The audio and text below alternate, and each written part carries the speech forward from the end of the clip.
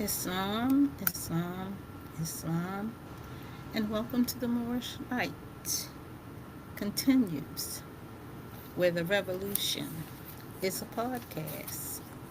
We're here, so we're going to start off correctly. First, I rise, giving praises to the Almighty God, Allah, the causeless cause and the rootless root from which all things have grown. I give honor to the last prophet in this dispensation, Prophet Noble Drew Ali in the first, second, and third form. I give honor to John Grand Sheikh John Gibbons Eel, Prophet Noble Drew Ali reincarnated, as well as to my teacher, Grand Sheikh Richardson Dingle Eel, Prophet Noble Drew Ali III, as well as Timothy Dingle Eel, hyphen Prophet Noble Drew Ali, modern day Moses and Aaron. Honor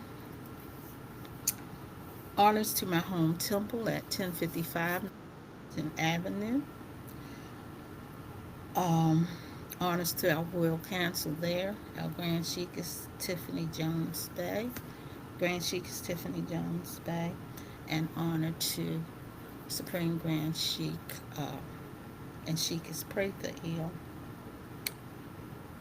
Um, so, once again, welcome to the Divine and National Instructions. And as always, I always start my programs off reading something from the Holy Quran of Mecca. And I'm just going to read one that's been on my mind and heart.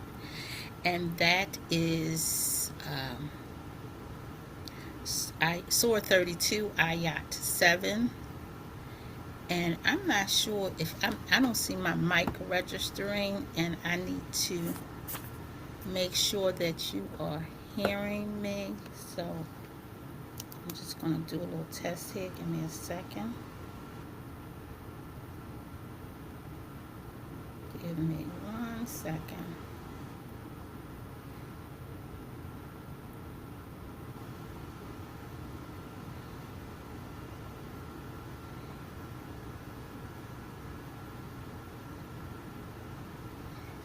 Trying to see if this even uploaded. It doesn't look like it's uploaded, but let's see.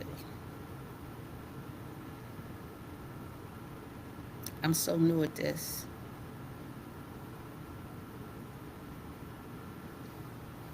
Oh, I didn't do that right. No, that's not what I wanted to do. Okay.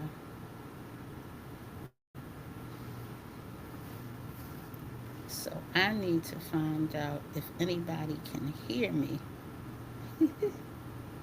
That's what I need to find out because I don't see my mic registering. Let's see. I need to test my mic.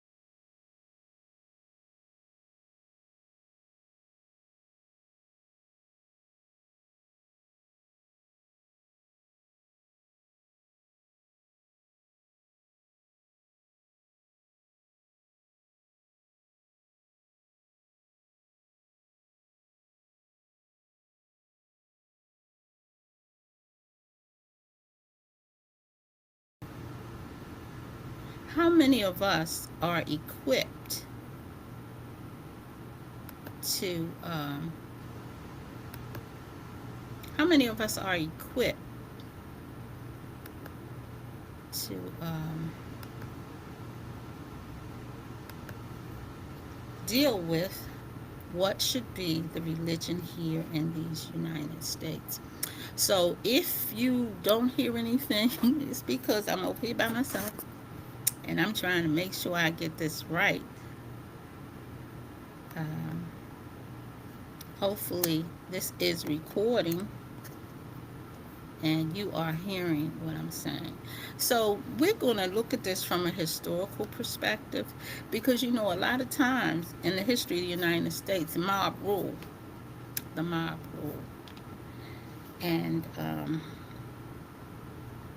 so, when the mob rules, I'm going to see if I can just find this little speech here. I think this is it. Yes.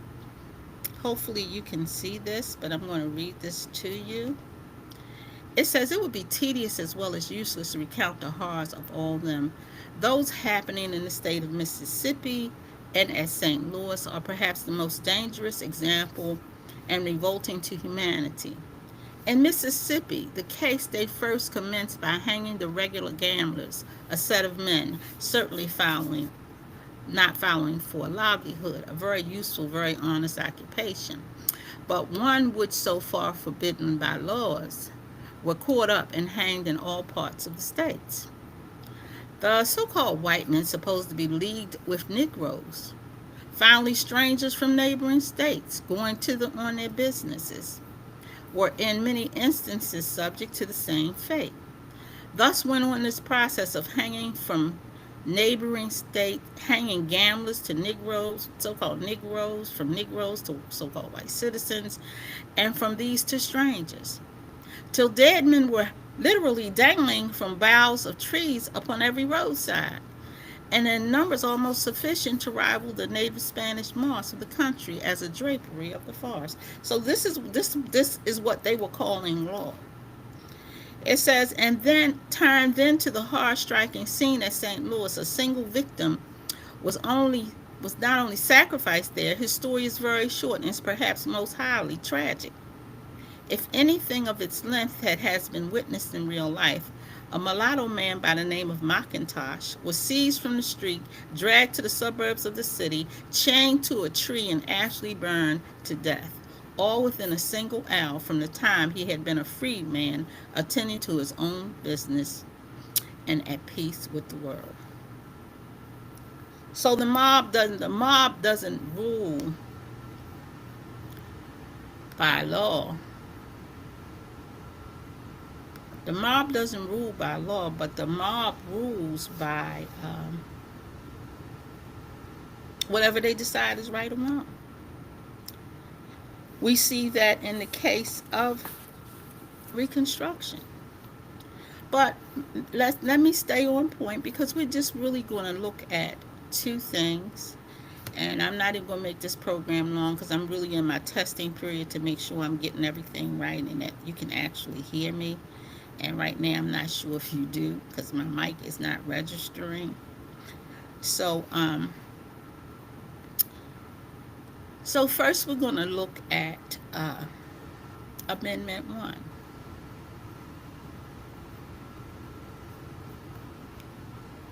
And Amendment 1 of the Constitution says Congress shall make no law respecting an establishment of religion or prohibiting the free exercise thereof, or abridging the freedom of speech or of the press, the right of the people to peaceably to assemble and to petition the government for redress of grievances.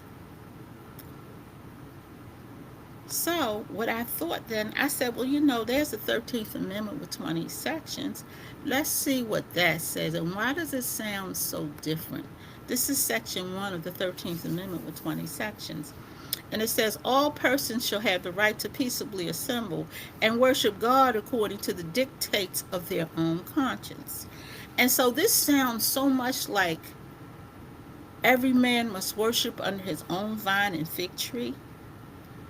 and that you could not, or you should not, or we should never assume that Christianity was the only religion or the superior religion in the country. But there is something that should be superior to every person as a religion in this country. And I'm going to go to a quote from a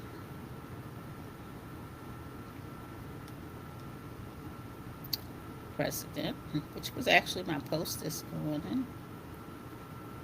And every time I go to find it, let me go here. Okay, and it starts this way. And if anyone has a resurrection book, you find this very same quote. And it says, "Let every American, every lover of liberty, every well wisher to his posterity, swear by the blood of the revolution." And I did kind of modify that, and I said, "Swear by the blood of the Civil War, to never violate the least particular the laws of the country." And we see that when the prophet tells us we're part and partial of this said government. "And never to tolerate their violation by others, as the patriots of 76 did, to support the Declaration of Independence, which said all men are created equal." But somehow or another, we miss the point that when you say you're a Negro, black, colored, or however you like to term it, those are not terms that are part of the human family. Those are terms we hold in endearment, but they definitely do not define who we are. And we need to get on the same page about who we are, what our birthrights are, where we belong as a people, how do we fit in the families of nations. Because we got to stop what we're doing right now. You know, I saw somebody on, I think it was TikTok, and they was crying over all these things that happened in the past. I want to know why you're not crying about what's happening to our people right now, to our youth, to our adults. I want to know why you're not crying about the situation we're in now. Because what has happened is we have been conditioned to take certain things and make them think, and take them to make us think we have arrived. And I say nay, because we only arrive when we are classified as one nation, and we're off that black and white plantation theory or system, however you want to put it, when we're out from under that Reconstruction plan that betrayed us as a nation. So I want to know why you're not crying about today, why you're not crying about our children who are being misguided. So I know about history, but I need us to be crying about today, crying enough, hurting enough to be about change. So it goes on to say that so to the so never to violate in the least particular the laws of the country, never to tolerate their violation by others, as the patriots of 76 did, to the support of the Declaration of Independence. So to the support of the Constitution and the laws. Let every American pledge his life, his property, and his sacred honor. Let every man remember that to violate the law is to trample on the blood of his father, and to tear the character of his own and his children's liberty. Let the reverence for the laws be breathed by every American mother, to the lisping babe and the prattles on her lap. Let it be taught in schools and seminaries and colleges. Let it be written in primers, spelling books, and in almanacs.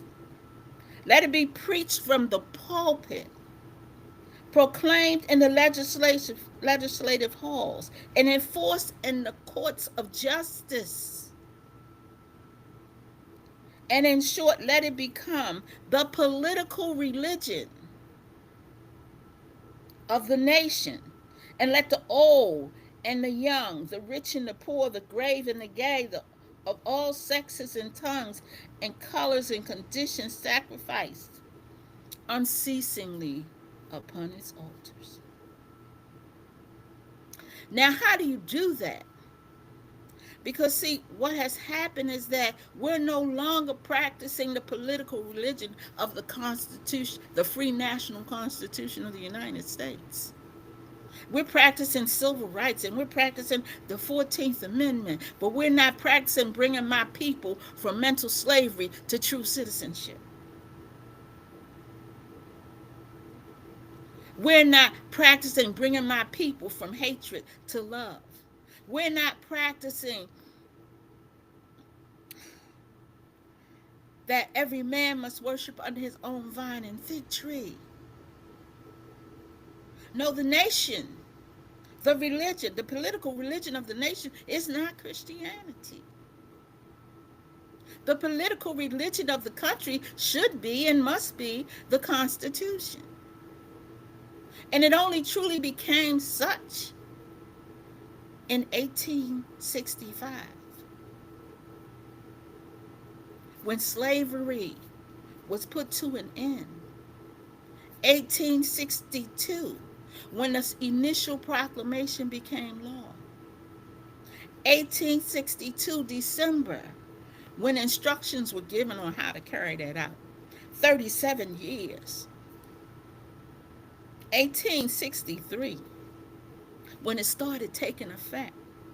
December the 8th, 1863 when the Confederates had an oath to take to uphold the Constitution and all the laws passed during the existing rebellion.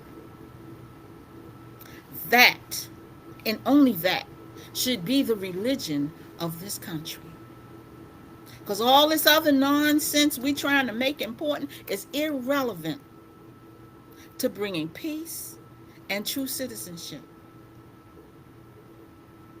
Before you can honor something, you must respect it. The freedom that we claim we have, we use it to a negative, not to a positive, but to a negative. Oh, we hate this, we hate that, we don't like this, we don't like that. But when we pick up that Constitution, we should all be on the same level playing ground. Now, if you don't know the Constitution, you're really in trouble. Because you know what you're going to start asking for? You know what story you're going to start trying to teach out children? Oh, all you need to do is vote. We've had elected officials sitting in Washington, D.C. that has not had an agenda in 50 years for our people. Will you go another year without demanding that they uphold the laws signed in the blood of our forefathers? Will you go another year? Prophet Noble Drew Ali says something like, no, and I have to read, my Moorish literature looks a little beat up because it is a little beat up. This is my Moorish literature. This is my lifeline in Moorish science. This is my Circle 7. This is my spiritual line in Moorish science.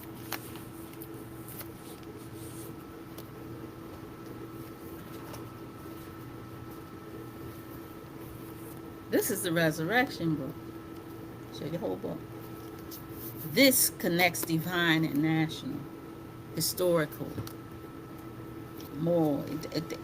It takes us back to the old author. Because, see, a lot of times we get so intelligent, we get smarter than the prophet. We got to throw some big old words in there to make it sound relevant and important.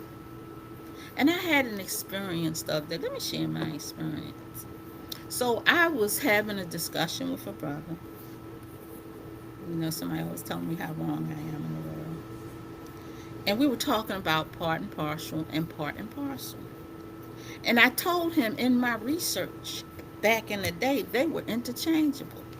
So I went to AI and I was like,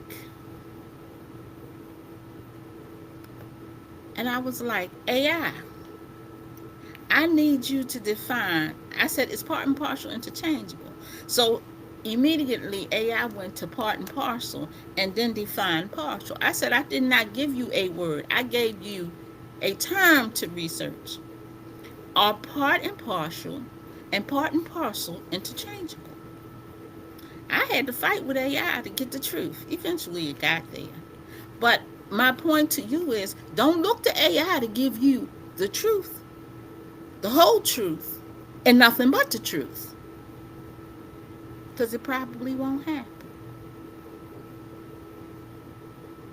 So I'm saying to you, I have a history and law class. If and there are references. We have a page, morsehistoryandlaw.net, where you can go and get real references that I've been using down throughout the years. But my point to you, you're not going to learn more science by snatching up all these books off of Amazon. You're not going to learn more science by just going to YouTube. The only way you're going to learn more science, as the prophet teaches, is in the More Science Temple. And that platform should be a divine and national platform. So, again, what should be the political religion of this country? It should be, and it must be, the Constitution of the United States of America.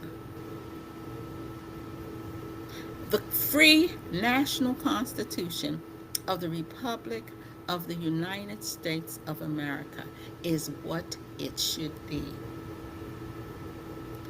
And that is so essential because too many of us, some of us are in Spain, we're not there.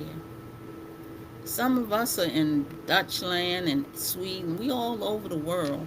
But our problem is, the Negro problem is right here in these United States. So I just want to read that passage again.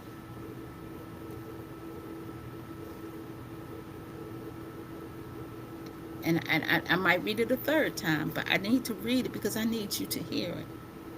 Let every American, every lover of liberty, every well-wisher to his posterity, swear by the blood of the revolution, and I said / Civil War because the Civil War has happened, never to violate in the least particular the laws of the country, and never to tolerate their violation by others, as the patriots of '76 did to the support of the Declaration of Independence, so to the support of the Constitution and laws.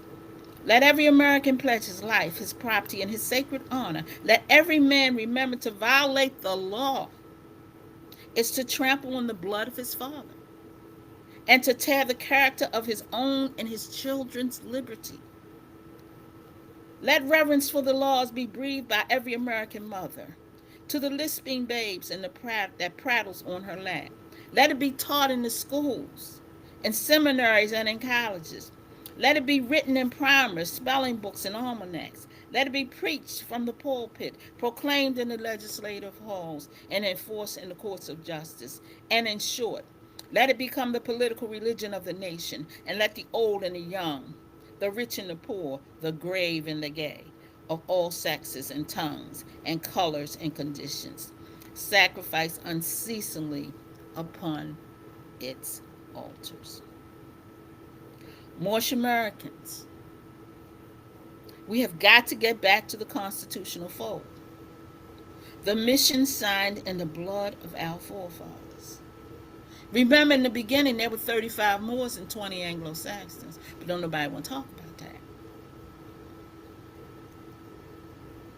We helped to establish one of the greatest systems in the world. And we don't even acknowledge that we do or that we did. So my suggestion to us is to learn, is to learn, is to learn. So am I talking in the prophet's language? Let's see. Because see, sometimes people think I be making stuff up. Let's see what the prophet says.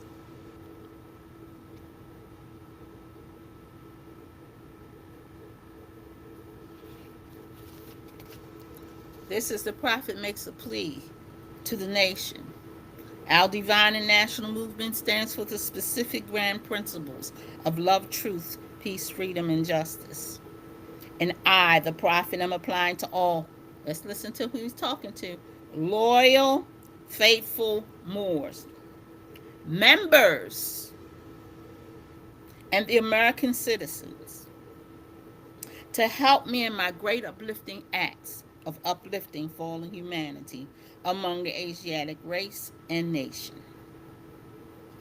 For I have suffered much. Everybody, we see the hand press of unity. That represents the Asiatic race.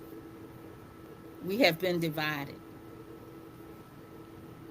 I have suffered much and severely in the past through a misunderstanding of what the movement was dedicated to. He shouldn't have to suffer anymore. It is the great God Allah alone that guides the destiny of this divine and national movement. I know all true American citizens are identified by national decent names to answer and apply for the free national constitution of this free national republic of the United States of America. That's why I'm calling on all true national citizens to help me morally and financially in my great work I am doing to help this national government. For without a free national name, with a decent flag of your forefathers, there is not a national divine title of the government in which we live.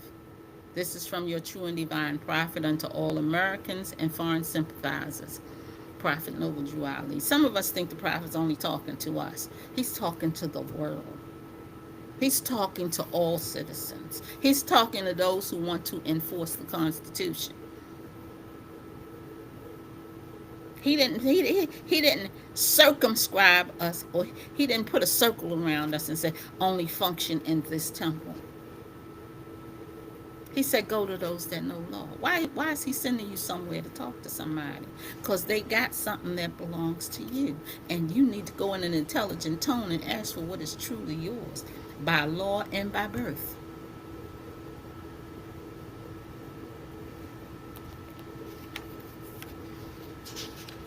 So we definitely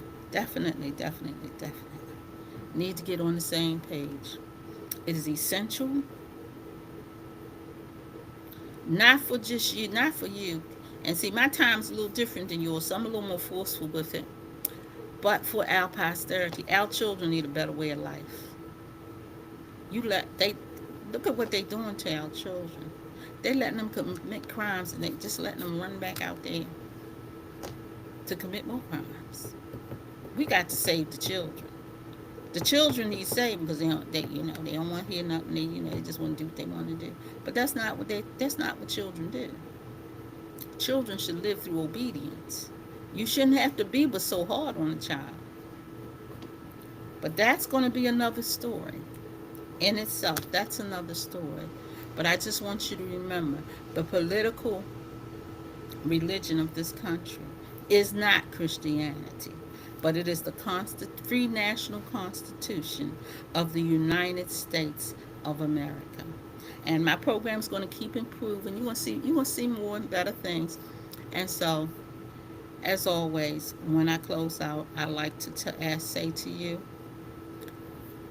embrace the prophet, embrace Allah, embrace divine and national, embrace one another, and embrace the mission. Stop getting comfortable in mental slavery. I'm going to close in prayer because I didn't start with prayer. Allah, the Father of the universe, the Father of love, truth, peace, freedom, and justice. Allah is my protector, my guide, and my salvation by night and by day through his holy prophet, Drew Ali. Amen.